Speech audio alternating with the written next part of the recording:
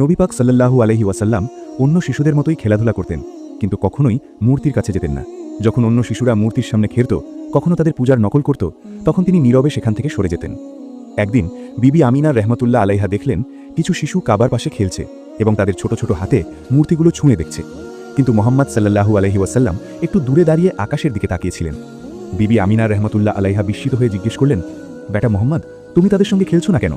হুজুর সাল্লাল্লাহু আলাইহি ওয়াসাল্লাম নিষ্পাপ ভঙ্গিতে জবাব দিলেন, আম্মা, এগুলো তো শুধু পাথর, এরা না শোনে না দেখে, আমার কাছে এদের মধ্যে কিছুই মনে হয় না।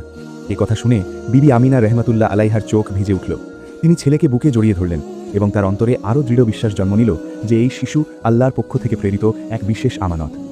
নবী পাক সাল্লাল্লাহু আলাইহি ওয়াসাল্লামের বয়স যখন 6 বছর হলো, তখন বিবি আমিনা রহমতুল্লাহ আলাইহার সিদ্ধান্ত নিলেন ছেলেকে নিয়ে মদিনায় যাবেন। সেখানে তার আত্মীয় স্বজন থাকতেন এবং তিনি চাইতেন হযরত মুহাম্মদ সাল্লাল্লাহু আলাইহি ওয়াসাল্লাম তাদের সঙ্গে সাক্ষাৎ করুন। মদিনা থেকে ফেরার পথে কাফেলা আবুয়া নামের স্থানে পৌঁছালো। সেখানেই হঠাৎ বিবি আমিনা রহমতুল্লাহ আলাইহা অসুস্থ হয়ে পড়লেন। অসুখ এতটাই বেড়ে গেল যে হাঁটাচলা করাও কঠিন হয়ে গেল।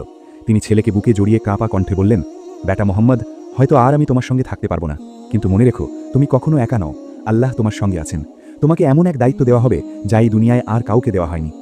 6 বছরের হুজুর পাক সাল্লাল্লাহু আলাইহি ওয়াসাল্লামের চোখ বেয়ে অশ্রু ঝরছিল, কিন্তু তার মুখমণ্ডল ছিল প্রশান্তিতে ভরা। অল্প সময়ের মধ্যেই বিবি আমিনা রহমতুল্লাহ আলাইহার রূহ জান্নাতের দিকে পাড়ি জমালো। হুজুর সাল্লাল্লাহু আলাইহি ওয়াসাল্লামের চোখের জল থামছিল না। কাফেলার লোকেরা তাকে মক্কায় ফিরিয়ে এনে দাদা হযরত আব্দুল মুত্তালিবের কাছে তুলে দিল। যখন হযরত আব্দুল মুত্তালিব জানতে পারলেন যে পুত্রবধূ বিবি আমিনা রহমতুল্লাহ আলাইহাও দুনিয়া থেকে বিদায় নিয়েছেন, তখন তার চোখও অশ্রু সজল হয়ে উঠল। তিনি ছোট মুহাম্মদ সাল্লাল্লাহু আলাইহি ওয়াসাল্লামকে কোলে নিয়ে বললেন, বেটা, এটি তোমার রবের পরীক্ষা, কখনো এতে ভয় পেও না। তোমার দাদা এখনও জীবিত আছেন এবং আমার বিশ্বাস তোমার রব প্রতিটি মুহূর্তে তোমার সহায় হবেন। এরপর থেকে হযরত আব্দুল মুত্তালিব মুহাম্মদ সাল্লাল্লাহু আলাইহি ওয়াসাল্লামকে নিজের প্রাণের চেয়েও বেশি ভালোবাসতে শুরু করলেন।